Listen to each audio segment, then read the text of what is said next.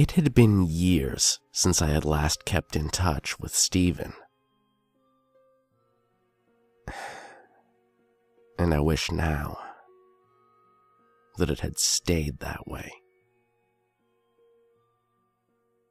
Steven and I first met in primary school. Even at 9 years of age each, we were often teased and bullied because we weren't like the other children.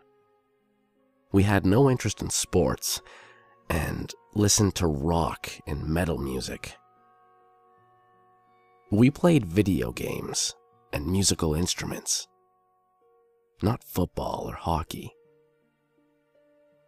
We were shy around people, and I guess all we really had was each other. It's kind of odd to be seen as outcasts at such an early age. Yet, this didn't bother us. To this day, it still doesn't really. Yeah, okay, sometimes I detested the teasing and ridiculing, but I had a happy childhood. My parents treated me well, and I was never sick. The strange fact about me is I've never broken a bone, nor have I had a serious illness. Never even had the flu. I've had the odd head cold and stomach bug, but nothing too serious. My sister was 2 years older than me, 2 years and a month to be exact, and she dressed and acted what most people would have described as a tomboy. She always looked out for me, stood up for me, hell, even beat people up for me. As I got older, I got better at standing up for myself. What I lacked in body strength, I made up for in intelligence. Not to sound cocky or anything. People who would insult, I would just either ignore or tell them what I really thought of them. I used big words that nobody could really comprehend at the age of 14. They would just splurt out something unoriginal and stupid like, "Yeah, well, you're gay." Brilliant. As I got older, I began to get accepted again. Steven was always accepted by people in secondary school, but for me, it seemed to take a while. Around the age of 16, if I recall. I guess people just mature. However, it was around this time that Steven started acting strangely. It was nothing too major. Hell, back then I didn't even see it as a problem. He started growing a huge interest in psychology. The study of the human brain, of course. He would often go and play tricks and mind games on people, asking them questions and testing them. I remember one day I was queuing at the vending machine for my daily Mars bar, yummy, and he came over and asked me, "Would you be willing to skip to the front of the queue right now if you knew there was only one Mars bar left?" My answer instantly was, no, of course not. People in my school often did skip the queue, but I never really did. I guess I'm just not that type of person. It didn't really bug me. His reply is what got to me, though. But you see, your subconscious is telling you that the people in front of you are younger than you. They're inferior to you. You could easily knock them all out of your way, and they'll be helpless to stop you. However, Society sees this act as uncivilized, cruel, unsophisticated if you wish. This response had startled me a little, but I brushed it off. I probably should have told someone looking back. The time for college came around, and surprise, surprise, Stephen did a course in psychology. I wanted to go to the same university as him to do studies in human resource management, but I didn't get the requirements, so I ended up going to another college instead. Despite this minor setback, we would often keep in touch during the weekends. He was still the same old Steve, nickname. Great laugh, a nice guy, big heart. Very sincere and brutally honest at times. But that was what I loved about him. His love of psychology continued to grow and grow and grow.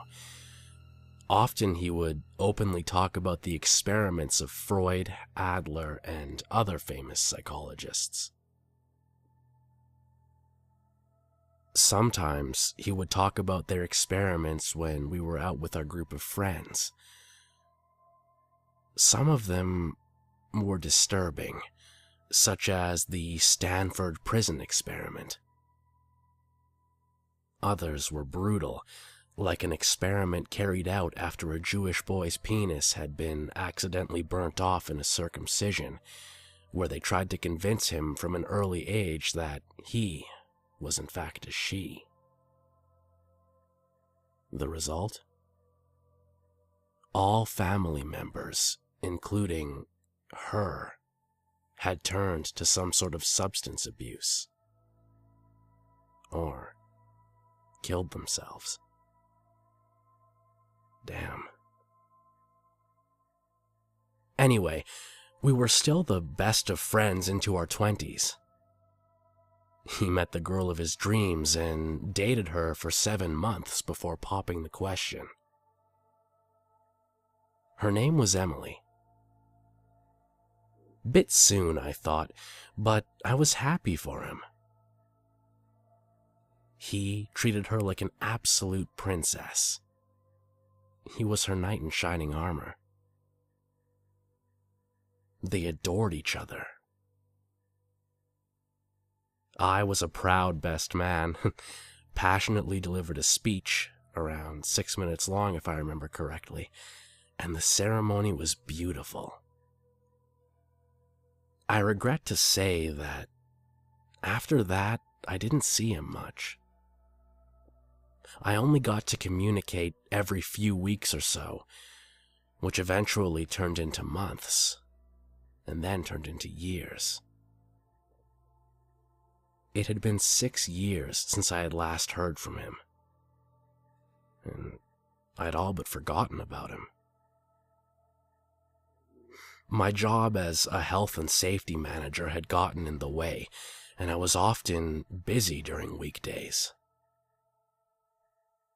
I shared a small flat with 3 of my workmates, Paul, Rita, and Alexandria.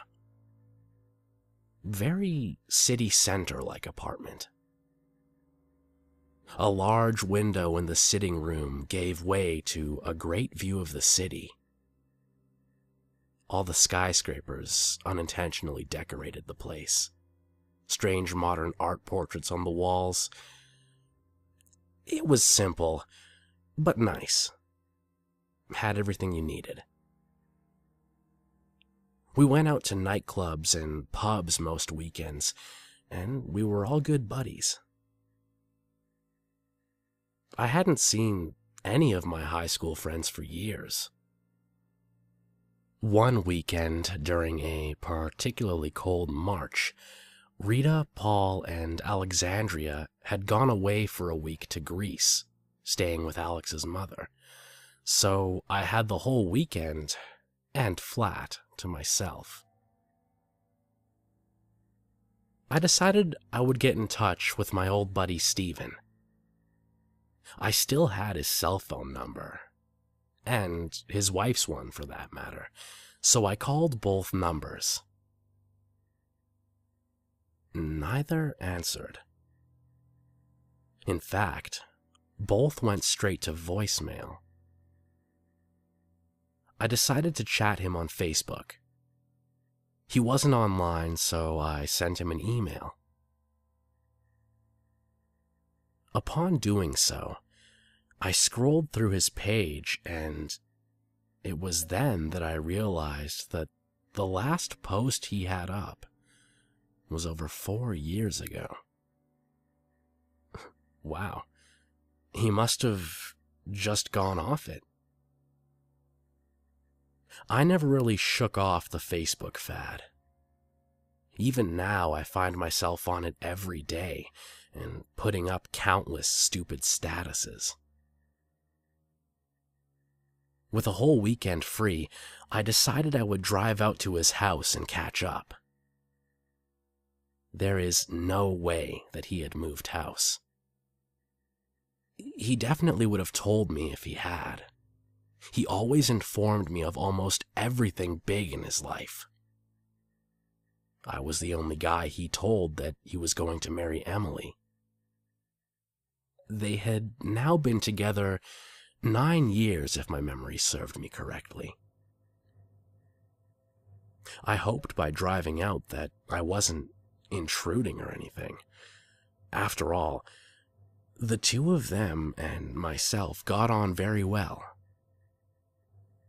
So, it was decided. With that, I packed my bags, bag. Nothing to lose, really, in case he asked me to stay the night, and hopped into my Volkswagen and hit the open road. I still remembered the route to his house, and it was only a 40-minute drive from my apartment. An hour if there was traffic, but I highly doubted there would be at noon on a Saturday. The drive had taken a little longer than expected. The area which he lived was still affected by a few inches of snow. The salt trucks must not highly regard this community. A pity, as it was a wonderful neighborhood. Wealthy 1950s-esque housing. Very classy looking. Wisteria Lane, almost. Trees lined the paths on the route, and the snow just brought out the best of it. As I arrived to his house, it instantly stood out from the rest, but not for a good reason. His house was dark. The color had badly faded, and the grass was long and messy. It looked like nobody had been there for years. The same car from 6 years ago when I last saw him was still in the driveway, however. Shiny Audi A4. Time had done it no favors, though. Weeds rather than flowers decorated the lawns. After analyzing the garden, only then had I realized that the windows were all boarded up. I had missed my chance. Why didn't he tell me he was gone? Why had he left his car here? I had to find out. Luckily enough for me, his neighbor was doing the gardening. I approached him. Tall, skinny man in his 60s, wore a flowery hat and plain white shirt. Smiling. Looked friendly. "Excuse me, but could you tell me where exactly Steven is now?" I inquired. "Oh, I don't think he's been there for a while now," the man replied. "Strange thing is, nobody ever saw anyone leave. The whole family just seemed to disappear. People behind the house say that they only ever saw Steven in the top floor room, and one day, he just disappeared." That's strange, I stuttered. I was getting anxious now. He answered, "Yep. Anytime anyone called over, nobody answered. Things used to be different. I remember they used to be great neighbors, and then one day things just changed." He looked at the ground in confusion as he said that, and then wandered inside. I had to know what was going on. I took a closer inspection of the house. I got an eerie feeling from it, like it was watching me. Sounds ridiculous, but that's the truth. I noticed, however, that the garage door was open. I could see a door leading inside of the house. I looked around to see if there was anyone watching me. Nobody. I hesitantly walked towards the garage. About halfway up the drive, I noticed security cameras following my every move. Stephen always was a secure person, but this looked like a nice neighborhood to me. So what was up here? The garage was pretty normal to me, regular enough. A shelf of tools, old junk you'd never threw away lying around, dusty old cardboard boxes and whatnot. I placed my hand on the doorknob that gave me entry to the house. Twisted and no luck. I searched around the garage in hope of finding a key. I looked through old paint cans, in drawers, and on shelves. Nothing. After standing there for a while, thinking I had reached a dead end, I got an idea. As I mentioned earlier, I was never a man of strength or brute force. However, now was the time I needed it most. I took a few steps and ran full force into the brown, dirty door. Ouch! My shoulder. I repeated my actions. Same result. Finally, I took a few more steps back and jumped straight into it. The door flung open with me still going full speed through it. I was not expecting a narrow hallway to greet my head. Again. Ouch. As I stood up from the door, which was now diagonally standing from its bottom frame to the hallway ceiling, I slipped awkwardly through one of the gaps I had created. I studied the house that I was now in. It was definitely not how I remembered it. He had completely let his home go.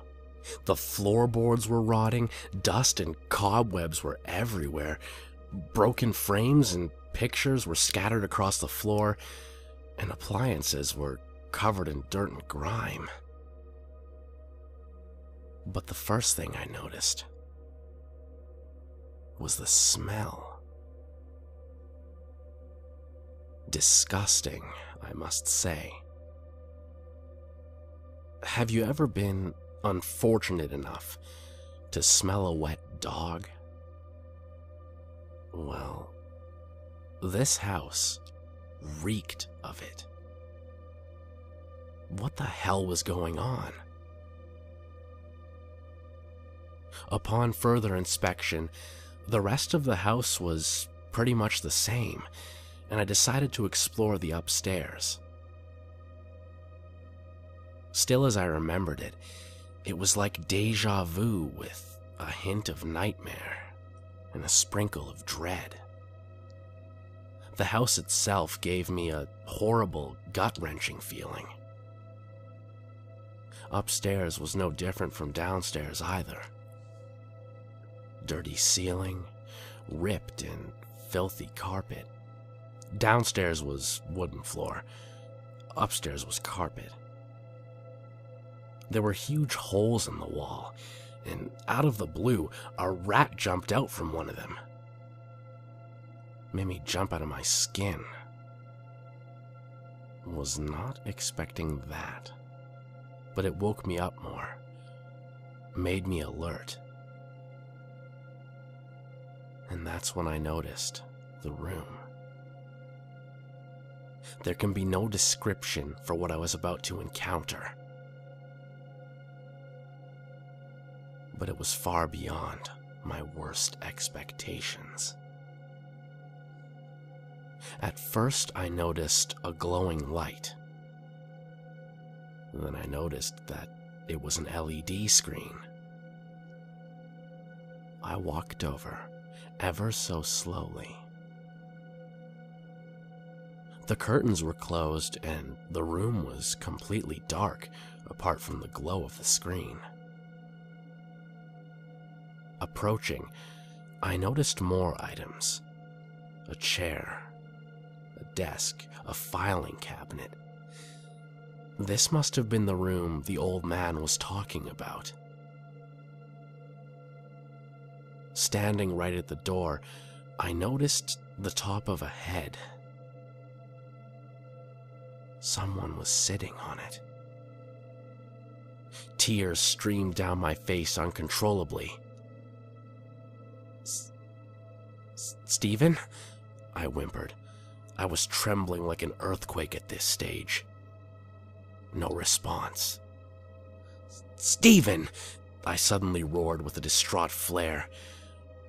Again, no response. I had no choice. I closed my eyes, reached out in front of me, grabbed it, and swung it around slowly. Every second feeling like a minute of mental torture. I couldn't bring myself to see what had happened, but I had to. I couldn't just run away from it all. That's what Stephen always told me. Stand up to your fears. Well, I was afraid right now, absolutely terrified, confused, alone. Part of me wanted to run, but I couldn't. I opened my eyes. Pale, wide, white eyes instantly stared back at me. I groaned loudly to the shocking scene I was witnessing. Giant, festering wounds with maggots crawling in and out were on his throat and head. Only looking at them, I could feel them crawling all over me. Rusty old pistol still frozen in one of his dangling hands. The small frown on his face just killed me. I collapsed to the floor instantly and buried my face within my palms, sobbing frantically. I was in another world. I began to doubt reality. This couldn't be real. I was just imagining things. But my imagination isn't this powerful. This is too insidious to be one of my nightmares. I slowly began to stand back up. I didn't even look at him. I just couldn't. I just tiptoed past him.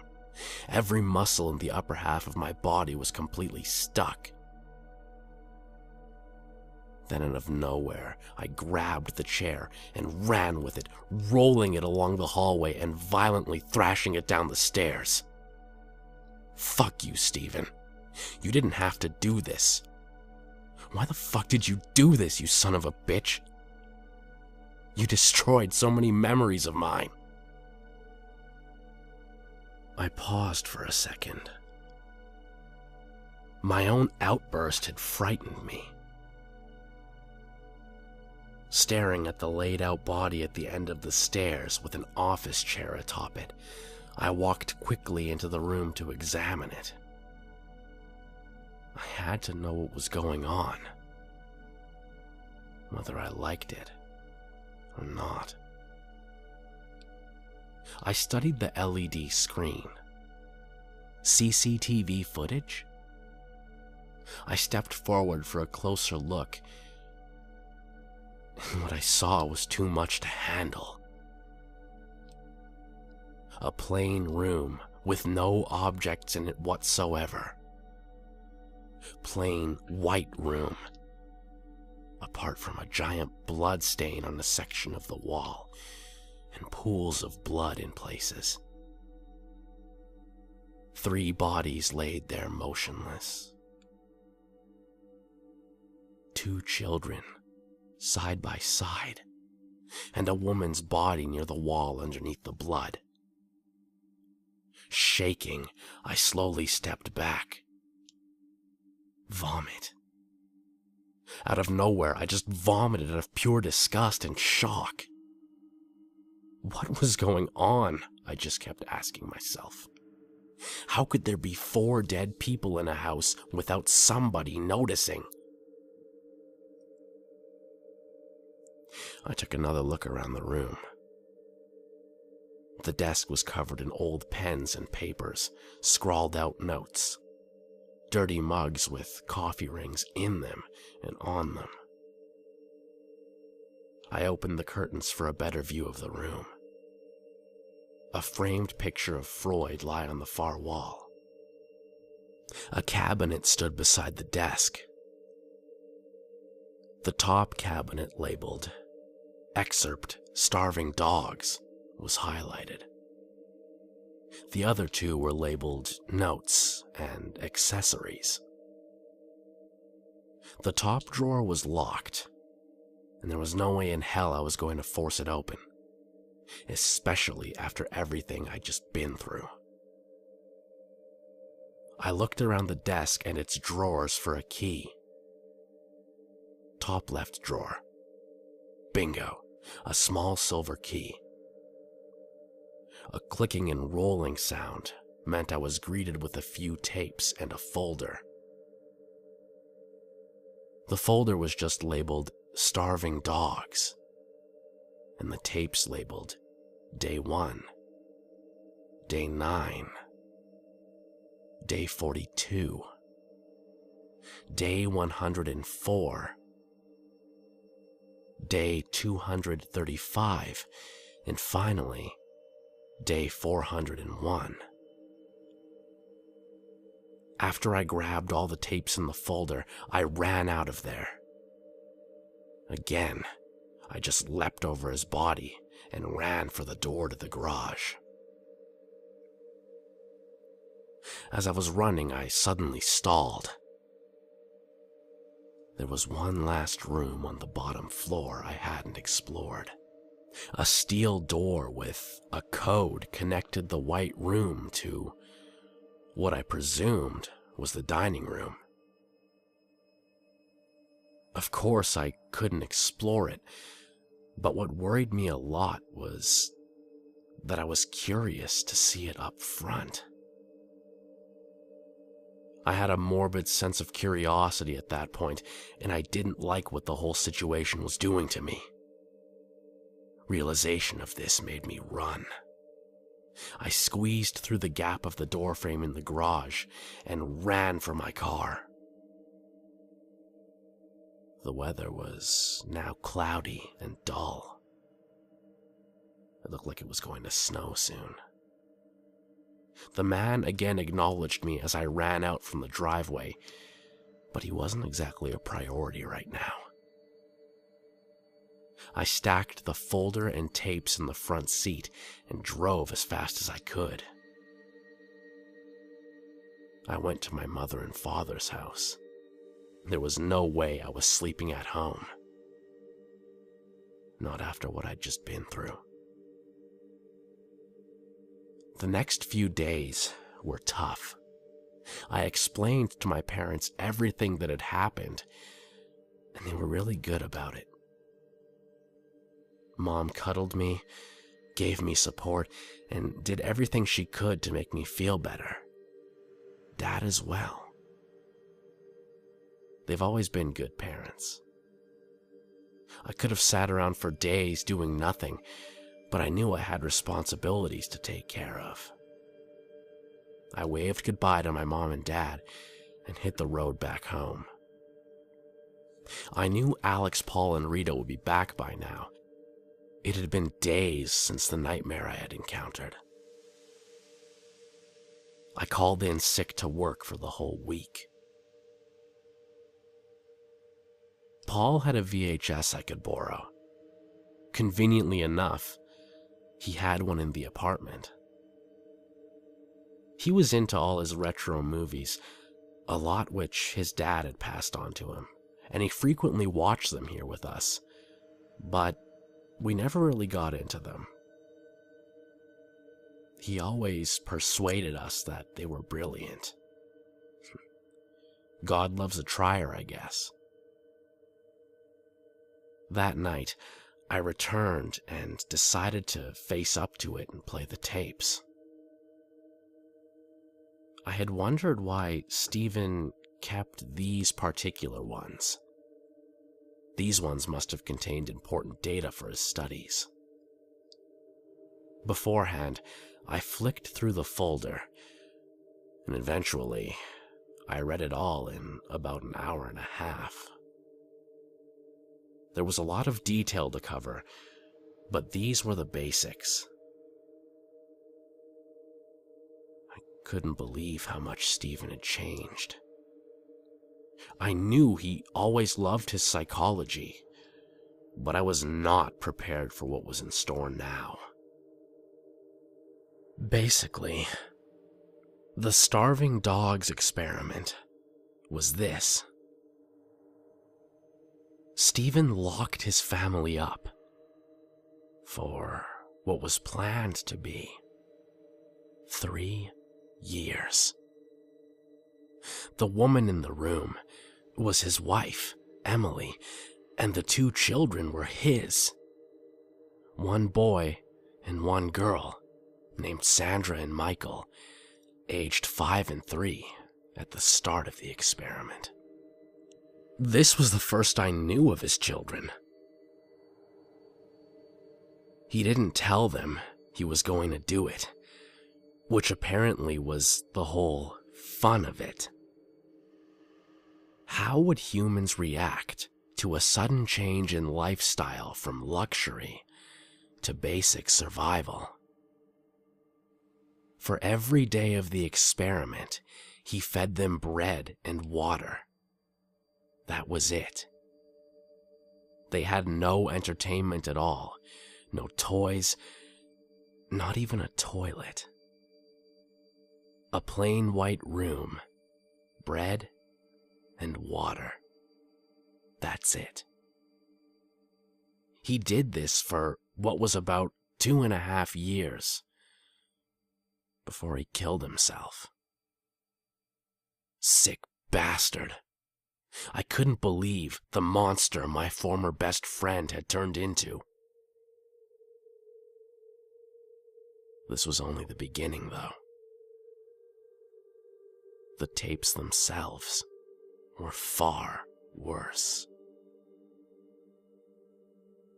Day 1 consisted of the children scared. No idea what was happening. Huddled up to Emily for support. Emily was screaming and screaming, curse words, inaudible at times. Her volatile reaction was scaring me a lot, but it was only natural, I guess. This continued on for a while, until the tape cut out. Static contrasted against the dark room in which I was standing. I followed up with day 9. This time Emily was begging for her release, crying out to be freed, on her knees and absolutely desperate. The children seemed somehow unaffected. The 5-year-old child, Sandra, sat solemnly in the corner, sad look on her face. Michael seemed unaffected. He crawled around like a normal child and looked at the camera with a puzzled expression on his face often. Too young to realize what malicious act was unfolding was my guess. Things began to get really disturbing at day 42. Emily was sitting in the corner, rocking back and forth. Hair all in a mess, clothing torn up, and mumbling absolute gibberish. She sung Happy Birthday over and over for a while, and then talked about a dog named Blanket, who she claimed was right in front of her. After that, she quieted down and started rubbing thin air repeatedly. The children, on the other hand, were fighting rough, kicking, screaming, and biting each other. They had an almost evil look in their eyes. And that was it. For the whole tape, they kicked the shit out of each other. They were beginning to lose it. Day 104 was played after the previous clip ended. In this clip, Emily kept shouting about worshipping the hollow-eyed man and kept screaming at the children. Feces was scattered all over the floor. She often cursed at the children, spat at them, and threatened them. One of these threats was extremely violent and involved disembowelment, satanic sacrifices, and for one threat, she told Michael that she would rip the skin off his face and wear it as a mask. The children reacted to these threats by hissing and growling at her, thumping on her leg with clenched fists. The children often ran into walls, only to get back up and do it over and over again. Day 235 was played next. This one started out again with Emily rocking back and forth like in day 42, mumbling gibberish. Her condition was really withering, as were the children's. The children were just lying there, not fighting, not even interacting at all, when suddenly Emily stopped and stood up. This caught my attention. She stood there for about 2 minutes before slowly walking towards the children. Viciously, she picked Michael up by the legs and threw him full force against the wall. Sandra got up and began to run, but of course, the inevitable happened, and Emily did exactly the same thing to her. Both children just lay there. Whether they were dead or unconscious, I didn't know. I stood up in shock. This act had come from nowhere. I found myself whispering, "No, no, no, no, no, no, no," to the television. She slowly approached one of the children, kneeled down, and started biting him, ripping his tender flesh with her teeth. I vomited in my mouth. A mother eating her own child would be enough for anyone. I recalled the footage back in the house. Both children lay there, with chunks taken out of them all over. I turned it off almost straight after that thought. I couldn't bear it anymore. One last tape. I had to watch. I had to know what happened.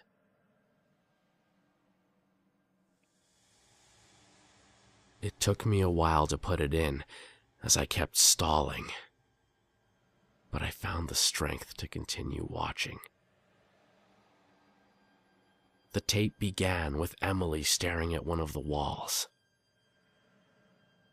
She was scraping something in with her nails. I took a closer look. She was writing absolute gibberish again, apart from the odd random word like mouse, boy, and buzzing. I couldn't make out any of the rest, but the walls were completely covered in writing. Letters and numbers. You could barely make them out, but you could see them. She suddenly stopped. She got up and stared at the camera for what felt like a nerve-wracking 3 or 4 minutes. Her dark, sleep-deprived eyes, purple bags underneath them, pale white face with strings of greasy, unkempt hair streaking across her cheeks. A ghastly image of a once beautiful woman. My eyes were fixed to the screen. She uttered quietly, "I hope you do the same as me." She started walking backwards, still staring at the camera with those wide, dark eyes. This went on for a minute, but it felt like a lifetime. An eternity of damnation. She turned and faced the wall, looking directly at the blood spatter of where she had thrown her 2 children. Then it started. She banged her head as hard as she could, while repeatedly shouting, "It's not natural for a human to self-harm," over and over and over again.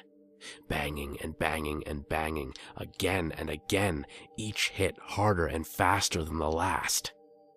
"It's not natural for a human to self-harm," getting louder with each whack.